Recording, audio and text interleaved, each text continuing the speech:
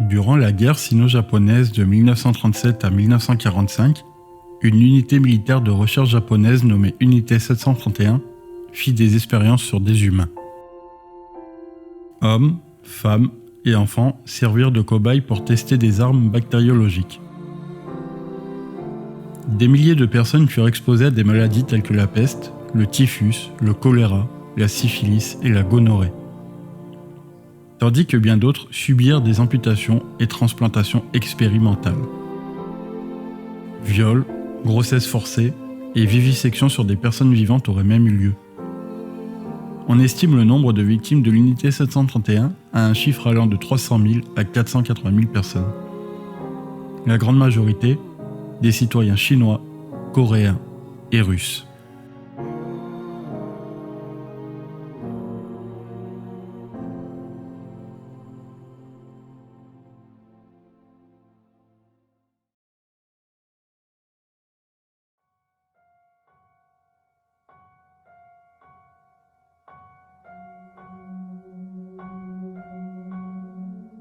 Étant à la tête de l'équipe médicale de la prison de Saint-Quentin entre 1913 et 1951, le docteur Leo Stanley a profité de son poste pour réaliser de nombreuses expérimentations sur des détenus.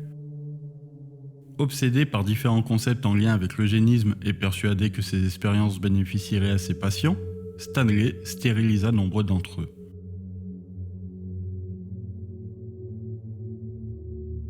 Il fit de nombreuses transplantations de testicules, espérant de cette manière redonner de la vitalité à ses patients, ou du moins de les guérir de leur propension au crime. Ces testicules transplantés provenaient pour la plupart de prisonniers décédés, mais aussi d'animaux tels que des porcs, des chèvres et des bœufs.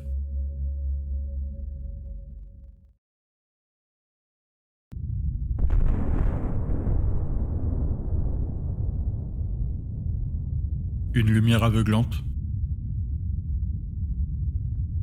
Une explosion. L'onde de choc qui frappe tout ce qu'il y a sur son passage. Et plus rien n'existe. Tout ce que vous connaissez et avez connu disparaît en un claquement de doigts.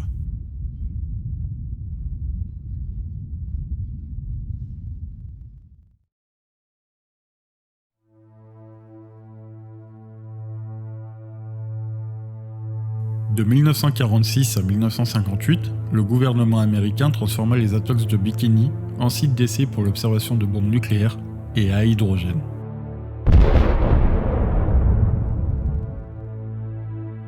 Une soixantaine de bombes furent testées à ces endroits, et bien que la population locale fut préalablement déplacée, on laissa des insulaires retourner sur Bikini dans les années 70 avant de les relocaliser de nouveau. Quant aux habitants de l'atoll de Rongelap, ils auraient été exposés à des retombées radioactives provenant d'un test thermonucléaire de 1954.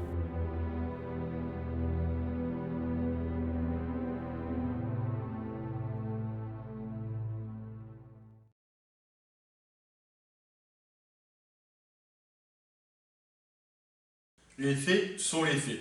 Et malheureusement, la réalité dépassera toujours la fiction. Mais qu'est-ce que la fiction ? La fiction, c'est l'imagination, c'est créer des mondes, des univers, des choses qui sortent tout droit de notre imagination. Mais alors, si la fiction, c'est l'imagination, pourquoi certains cinéastes essayent de retranscrire notre réalité ? Pourquoi certains cinéastes font des films de guerre, font des films sur la mafia, des films biographiques, ou même des films de fin du monde, l'apocalypse ? Et en parlant d'apocalypse, qu'est-ce que l'apocalypse au cinéma ? C'est les destructions, les effets spéciaux, les envahisseurs, plein de choses. Des cinéastes ont participé à faire exploser ce genre. Roland Emmerich est l'exemple parfait. Mais il y a des cinéastes un peu plus fins, comme Danny Boyle avec son 28 jours plus tard, ou même George Miller qui est entre les deux, avec le premier Mad Max qui était un film assez terre-à-terre, et Mad Max Fury Road, qui est un film à grand spectacle. Ce genre de cinéma a toujours suscité la curiosité auprès des gens, et moi, m'a toujours fasciné. C'est pas pour rien que Independence Day est un de mes films préférés, que ce soit en termes d'envahisseurs, d'effets spéciaux ou d'histoire. Mais ça, c'est un film à grand spectacle, sorti tout droit de studio hollywoodien, fait par des Américains.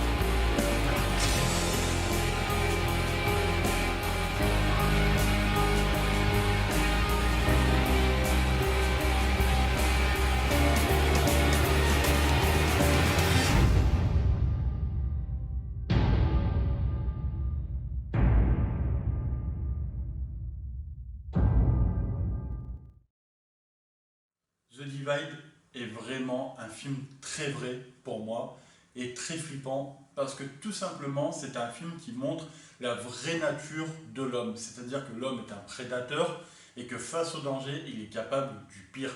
D'ailleurs, le film monte crescendo là-dessus, c'est-à-dire qu'on prend ces personnages enfermés tous ensemble, donc au même niveau à la base, et que petit à petit, certains vont commencer à vouloir prendre le contrôle sur les autres. Donc l'instinct animal que l'on a en nous va prendre le pas automatiquement sur les autres personnes autour d'eux. We have survivors in a building. Do you copy? I want to go home. You just have to be patient, okay? And then it'll get better outside. The Divide est sorti en 2011. C'est avant tout un drame psychologique, teinté d'horreur, avec en fond une histoire d'attaque nucléaire. Mais le plus important, je trouve, c'est que Xavier Jeans, le réalisateur, a voulu poser une réelle ambiance. Donc une ambiance assez lourde et nous raconter une histoire forte et surtout travailler ces personnages et leur psychologie.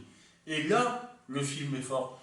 Parce qu'en fait, en tant que spectateur, au bout de quelques minutes, on arrive à identifier quel personnage peut appartenir à quelle catégorie sociale à peu près dans notre société. The Divide est un film indépendant, à petit budget, et c'est un Français qui est aux commandes, donc Xavier Jeans.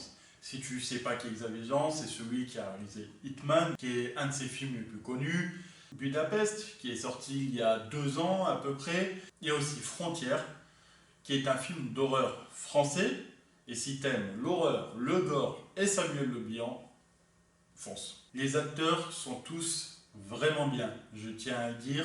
Donc, dedans, vous pouvez retrouver Michael Biehn, que vous avez pu voir dans Terminator, ou Alien, le retour. Il y a Rosanna Arquette, que personnellement j'adore. Ou encore Milo Ventimiglia, que tu as pu voir dans la série Heroes, ou même en tant que fils de Rocky, dans le film Rocky Balboa. Donc vraiment, tous les acteurs jouent bien, il n'y a pas que eux, il y en a d'autres, je te laisse les découvrir, mais vraiment tous sont bien. Michael Biehn dedans a vraiment un comportement de folie, il est complètement ouf. Rosanna Arquette qui joue le rôle d'une mère qui va se dégrader plus le film avance, c'est horrible. Et Milo Ventimiglia, je te laisse découvrir, c'est plutôt pas mal. You looked at us. We're dying in here. What do you want to do, Josh? I bet you're just waiting for one of us to die so you can have all the food you can eat. Mais si tous les acteurs jouent bien, le réalisateur Xavier Jeans n'est pas mal non plus. Sa réalisation est vraiment, vraiment efficace. On sent qu'il était très imprégné sur le film. La caméra est sans cesse en mouvement. Il y a certains plans magnifiques. En plus, la lumière, un bijou. Vraiment, il y a des jeux de lumière dans ce film magnifiques. Et un petit détail super sympa, c'est que quand tu reverras le film, tu peux constater qu'au début, il y a quand même de la lumière, et plus le film avance, et plus ça s'assombrit. Ensuite, il y a quelque chose qui est pas mal, c'est le fait qu'il nous place en tant que spectateur, en tant que voyeur. C'est-à-dire qu'il y a vraiment certaines scènes, on est des voyeurs. Je ne peux pas dire quelle scène, mais je pense que c'est fait exprès. Il y a vraiment des passages où, en tant que spectateur, on ne devrait pas vraiment voir ça. Et il y a une scène qui est vraiment, mais vraiment bien, c'est la scène de Michael Eklund qui se fait raser la tête avec sur ses épaules ce drapeau américain totalement usé. Et là, à mon sens, il y a une sorte de symbolique d'Amérique à terre totalement souillée.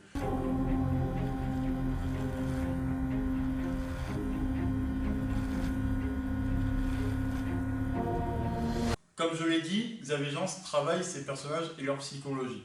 Il y a vraiment certains effets visuels pas mal, mais ce n'est pas un film qui joue sur la violence visuelle. C'est vraiment la violence psychologique. La violence visuelle est présente sur 2-3 scènes qui font assez mal, mais c'est très psycho. Et c'est là, à mon sens, qu'en tant que spectateur, ça se pose là. C'est-à-dire qu'en regardant le film, on ne peut pas s'empêcher de se questionner sur notre position, et de se dire, finalement, qu'est-ce que je ferais à leur place? Est-ce que je serais assez solide mentalement et physiquement pour survivre à ça? L'autre personne qui a bien compris le sens du film, c'est le compositeur de la musique, Jean-Pierre Taïeb, qui vraiment a compris le fond et la forme qu'a instauré dans son film Xavier Jeans. À aucun moment, il ne se permet de mettre une musique angoissante. Il fait plus une musique mélancolique, de colère à certains moments, et même d'ennui, avec en fond une guitare électrique qui vient accentuer le tout. C'est absolument bluffant. Elle est géniale, cette musique. Et je vais revenir sur la scène de Michael Eklund qui se fait raser la tête. Vous verrez cette scène, mais avec la musique, c'est magnifique. What's going on? I'm rationing the supplies. It's not your call. Well, groups break down into self-interest during times of scarcity. Josh! Just keep pushing me, Mick. You can see what happens. Help me!